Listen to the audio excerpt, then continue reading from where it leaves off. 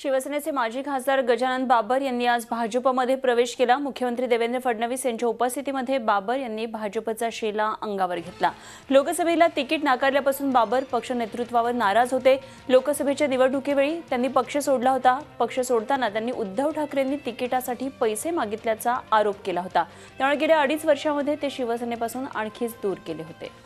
तर गजानन बाबर यांच्या राजकीय कारकिर्दीवर एक नजर टाकूया। 1974 मध्ये पिंपरी चिंचवडमध्ये शिवसेनेची पहिली शाखा गजानन बाबर यांनी काढली।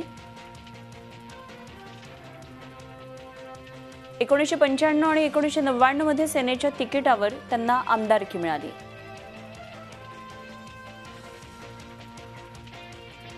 2009 मध्ये गजानन बाबर शिवसेनेच्या तिकिटावर खासदार झाले।